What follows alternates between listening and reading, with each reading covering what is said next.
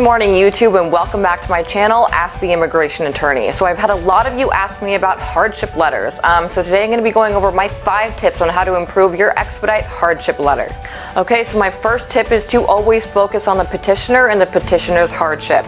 It's really important that you do not focus on the beneficiary.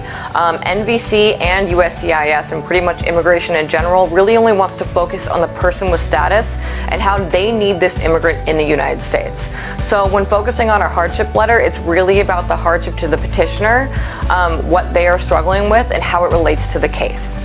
My second tip, and probably the most common mistake that I have ever approached when it comes to other clients coming to me, is focusing on the financial struggle on behalf of the petitioner. This is a really huge no-no, because at this point in the case, when you're at the NVC stage, even USCIS, you are trying to prove as a petitioner that you can financially support the immigrant so the immigrant isn't a public burden on the United States. So if you are trying to claim that you need them here because you cannot financially handle supporting them, or supporting them without them here, or supporting yourself without their income, that's a huge problem. Do not ever focus or ever write about your financial struggles when it comes to your Expedite letter.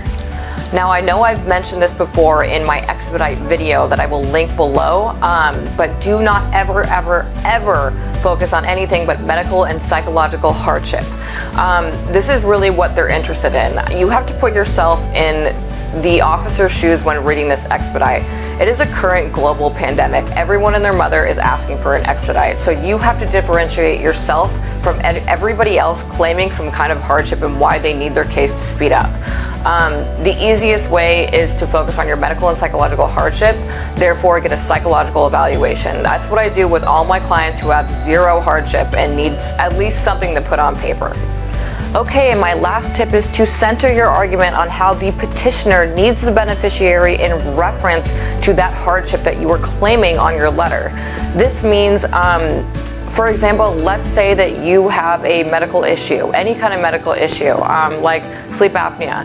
How do you specifically need the beneficiary to help you with that hardship or that sleep disorder versus anyone else? Why the beneficiary? Why not your mother? Why not a sibling? Why not a neighbor? And the USCIS or NVC immigration officer is going to ask themselves that. They're going to think, how does this person need this beneficiary in reference to this medical issue? Why not anybody else? So you need to really do the process of elimination when talking about your hardship and why your hardship is so tailored around your marriage or your relationship with the beneficiary. Okay, thank you for tuning in on how to write your own Expedite letter. Don't forget to subscribe to my channel and leave me a comment on what you'd like to see in the future, and thank you for watching.